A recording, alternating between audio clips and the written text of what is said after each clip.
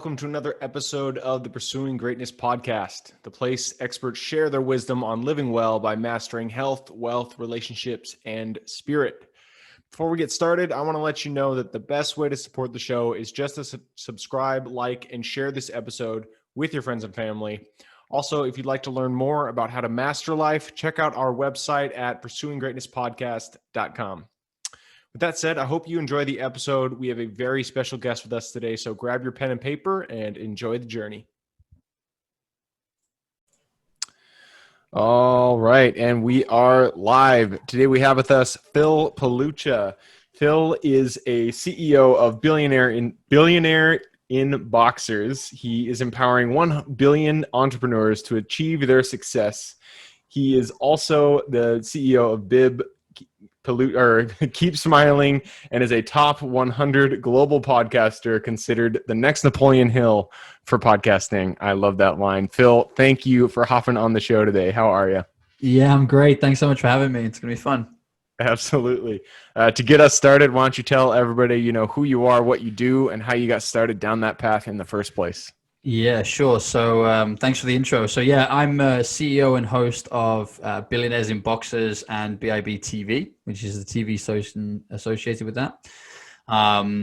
We describe ourselves as an authority broadcasting network. So essentially, that's a posh way of saying that if you're in business and you have a voice that people should be hearing and more people should know, like, and trust you, we give you a stage and a platform and a sort of an ability to be able to do that.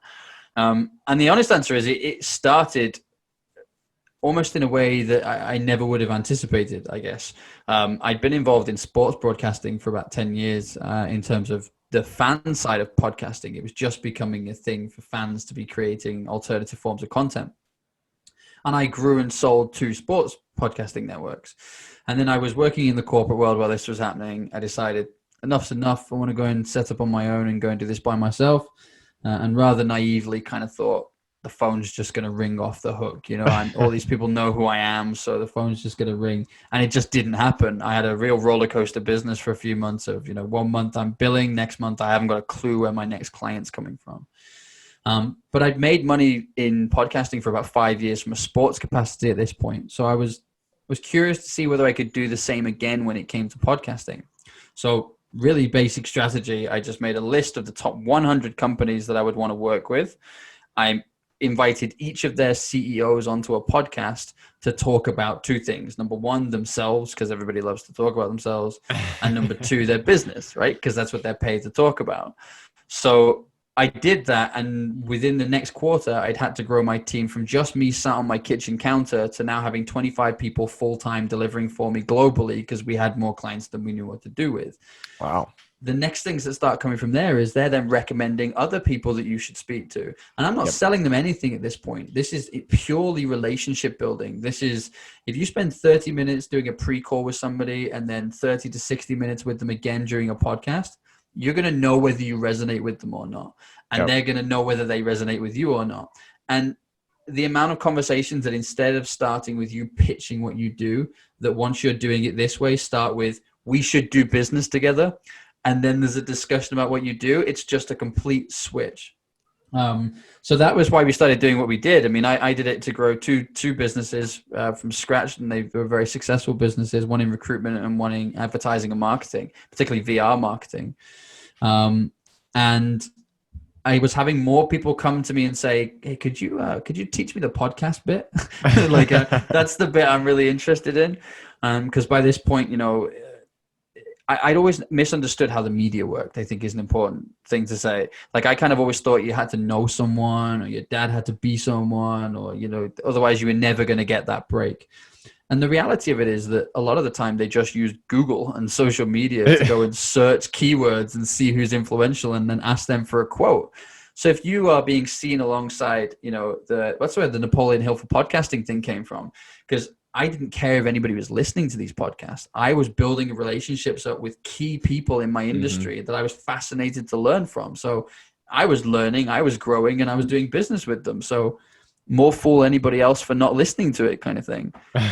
But But people were more interested in how they used it to build that authority and how they used it to network globally and build those relationships with people. I mean, how valuable is it to have an hour of the time of a CEO of one of your dream clients? I mean, there are very few circumstances that can give you that outside of media and podcasting.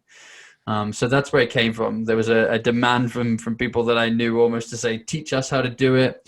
Then the next level of our business came, which was a done for you service. And that came about because people would say, it's a great idea. I'd love to do it. I just don't have time. If you could do it for us, that would be great. So it was like, well, okay, then we'll do it for you.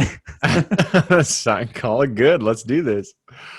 No, that's awesome. And I mean, your story kind of resonates with me because, my main business is actually real estate. I do real estate investing. And I started my first podcast, which is the Real Estate Investing Club. I started that just because I wanted to network with other real estate investors, people that were farther along the journey than I was. And it worked. I mean, I got to sit with guys who had, they'd closed 32,000 doors, which is absurd. I mean, it's an absurd number. And so I got to, chat with them for an hour and go for it that way. And then I just decided to create this one because I enjoyed podcasting. So one thing that I never looked at podcasting as a way to make, a revenue stream. Oh, it was good ways of making money from podcasting. Only 20% of people in the market ever make any money from podcasting, according to the official stats. But once you understand the different elements that can be monetized and stop just looking at it as well, do I charge my audience or do I charge my guest? It's like, no, that's nuts. Like, you don't do either of those things. I mean, you might be able to charge your guest later on down the line as you've grown a network to kind of come and subscribe privately, but you've got to be pretty ballsy to do that. I mean, it's one of the strategies that I'm not particularly fond of. Unless you have a huge private charge a guest. No, I don't think I do that. No, I'd never charge a guest, but but when it comes to the audience, like, my attitude, and this is why I started making money from podcasting really early on, was I was like, well, we have a sports podcast that we're spending $160 on a month to run, right? So it's costing us money at this point.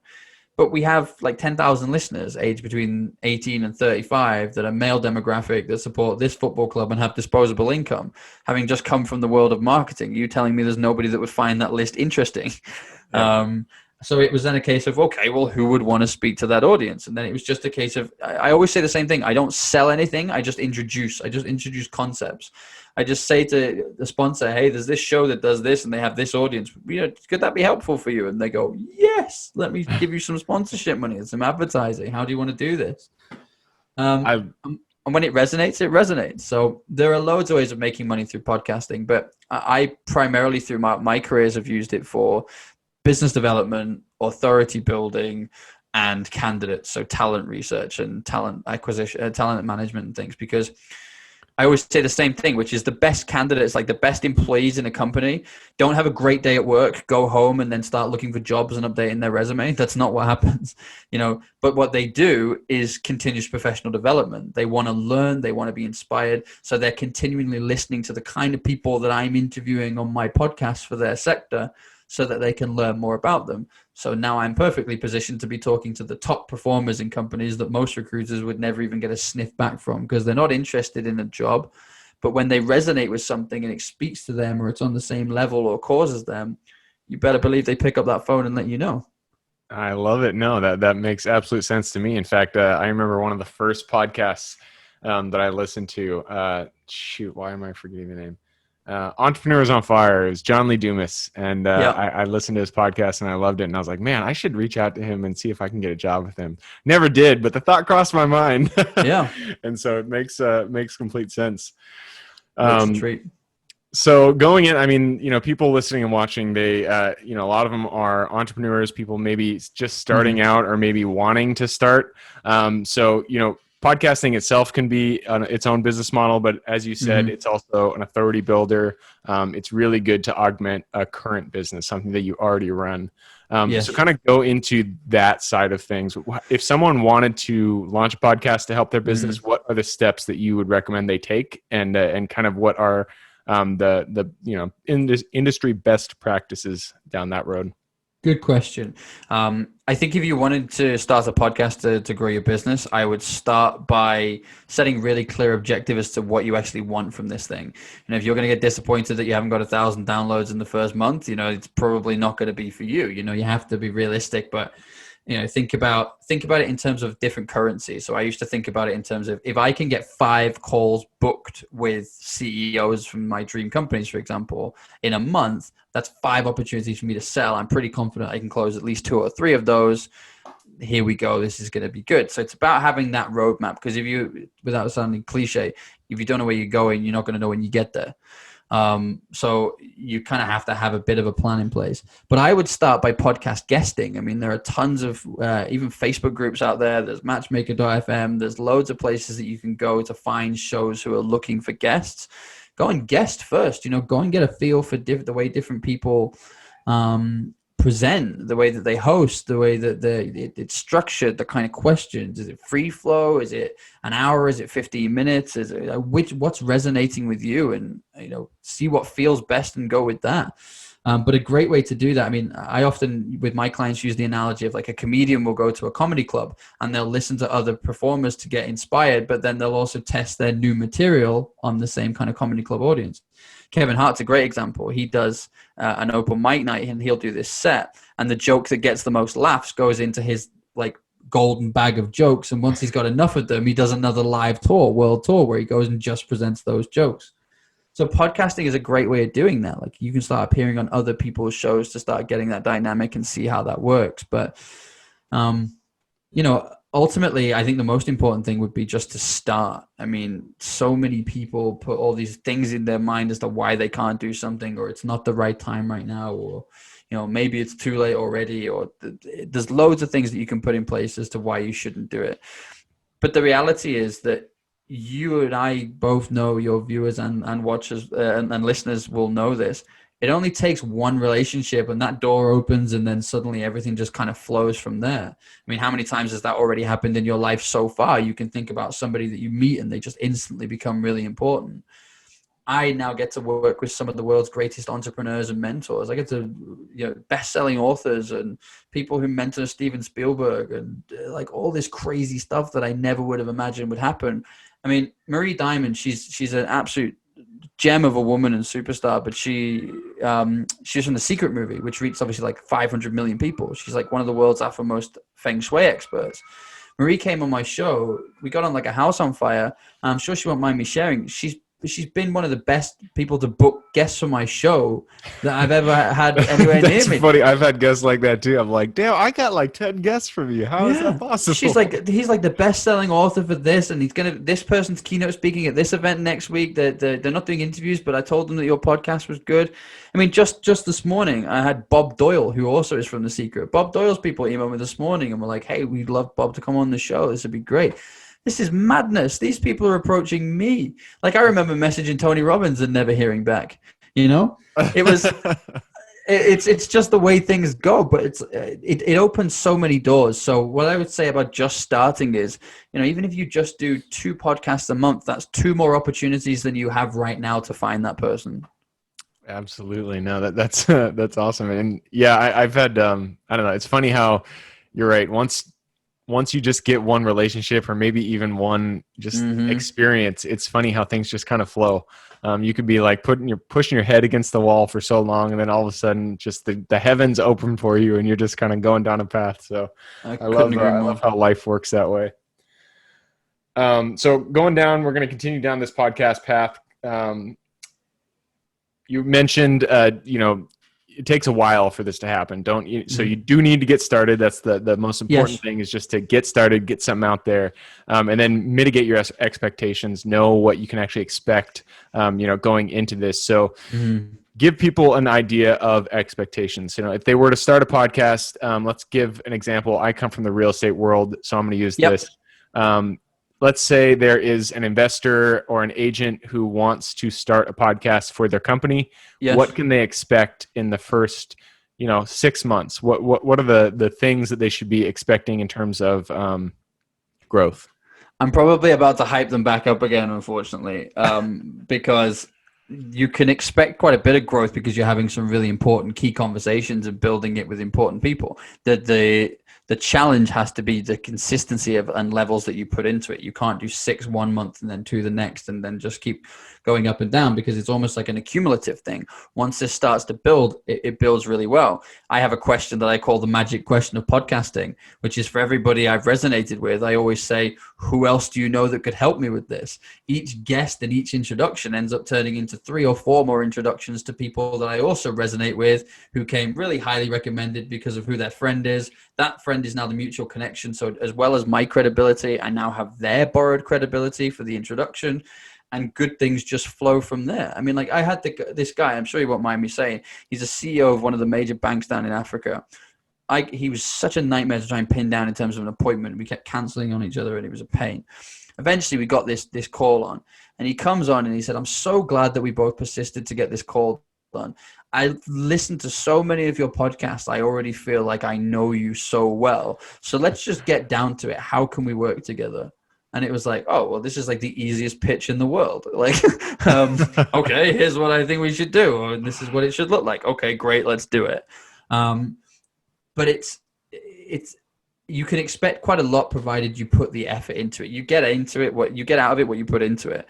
But I would start by saying, like you did, think about the people who you want to learn from. So that list of 100, for example, okay, that list could be split into 25s, right? So it could be 25 people that you'd really love to learn from. It could be 25 people who already do what you do in other areas or in other countries, or perhaps better.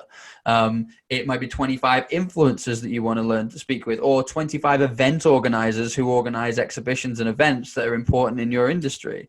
And then it might be a 25 clients that you would love to work with, or developments that you'd really like to get the exclusive with the developers on, or whatever this would be. I mean, I had a real estate business for a while on the side, and because I'm a surveyor by trade, that's my background. Oh wow, that's great. I'm a valuation surveyor. I'm actually Rick's qualified valuation surveyor, which is bizarre. But I had a business on the side, and it was a nice little cash cow. And literally, I swear to God, this is no way to lie. They get money. All I was doing was going to developers, interviewing them about their upcoming developments, then telling them, I've worked across the agency world for a long time. I know a lot of agents. We know a lot of investors. And the most common thing that developers would say to you is, agents drive us crazy. Brokers drive us crazy. They all say the same things, and we don't know who's good and who's just really good at selling themselves. So you put this almost like your newborn baby in the hands of this broker and say, there you go and represent it. And some of them will do a good job and some of them won't. And it's really hard to know who's who. So I saw an opportunity, and I said, well, I recognize who's who. I've been working in that industry for a long time. I know who's good and who's not, and who's talking nonsense and who isn't. That's from just the recruitment side. You can tell who's talking fluff and who's not. So I said, well, what if I introduced you? So what they do is they give me like 3 or 4%. I'd then go and give an agent 1 or 2% or 3% of the deal. They'd sell it. I'd get my percent, my 2%. And everybody was happy because I just acted as the broker. And I got access to all these incredible developments just by interviewing developers and saying, talk to me about your projects. The broker to brokers. That's pretty meta. But it worked just so well. I mean, this is the thing, isn't it? We're currently on a podcast, talking on a podcast about podcasting and how. So yeah, I'm totally with you. But I think it works. I enjoy a good podcast discussion on a podcast about podcasts. Exactly. It reminds me of Inception. Yeah, absolutely. Well, hey, I gotta cut us off though, because this is a 20-minute podcast and we are past 20 minutes. So I'm gonna push us into the quick question round, which is where I ask you quick questions, you give me quick answers. Starts with books. I'm a big bookie, so yes. Give me 2 book recommendations. One for the topic you're talking about, either podcasting or business. The other one for just general life wisdom. Think and Grow Rich. That's probably not a surprise that I'm using that one. I absolutely love that book. And then one that's probably a little bit left field is a guy called Daniel Priestley. He did a book called The Entrepreneur Revolution. It's essentially about changing from the mindset of an industrial revolution, move to the city, get a job, stay there for the rest of your life until you die, to a bit more kind of boutique and entrepreneur minded. You can work with anyone from anywhere. Wow, that sounds awesome. I'm going to have to check that out. It's a great book. He's an awesome guy too, so I would definitely check it out. Cool. That's the first one in a series of 4, I think, and they're all fantastic. Cool. On to the next question, and this is habits. Habits form the foundation of our life. So if you could point to one habit that you feel has contributed the most to where you are today, what would that habit be? Meditation, undoubtedly. I Easy. was very hyperactive as a child, and my grandmother introduced me to transcendental meditation when I was probably about 7 or 8 years old.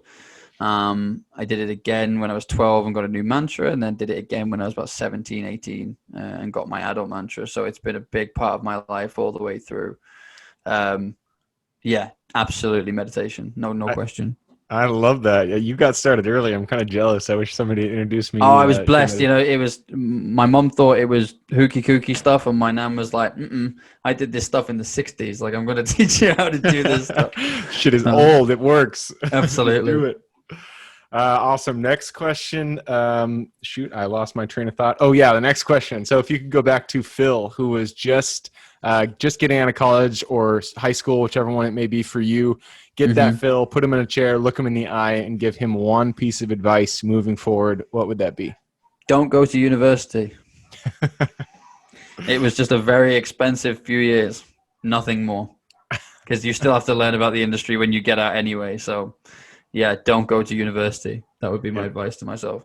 yeah, that makes sense. I had the same experience. So, on to the last question, and this one's for the listeners. You've given us a lot of good pieces of advice to take into our own lives. So, if someone wanted to reach out and get in contact with you and say hi, what would be the best way for them to do that? Head over to billionairesinboxers.com, or indeed just check out my name on Google. I have a really SEO friendly surname. So my surname is Pelucha. So Phil Pelucha. Check it out on Google, and there's plenty of ways to contact me on there. I'll be happy to have a chat. I love talking about podcasting, so come and hit me up. Perfect. And I will put those URLs in the show notes. So if you guys want to reach out to Phil, just click below and say hi. Very Again, kind of Phil, you. thank you for hopping on. I had a blast. For everybody who is on this episode with us today, thank you guys for showing up because we could not do this without you. Again, the best way to support the show is just to subscribe, like, share this episode with your friends and family. Other than that, I hope you guys have an absolutely fantastic week. Keep living your best life, and I look forward to seeing you on the next episode.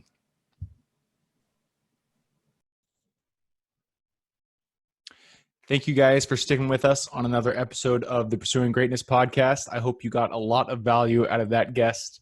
Again, the best way to support the show is just to subscribe, like, and share with your friends and family. Also, check out pursuinggreatnesspodcast.com if you want to get more information about what we do and what we offer. I hope you guys have a great day and keep living in integrity with yourselves. And I look forward to seeing you on the next episode coming shortly.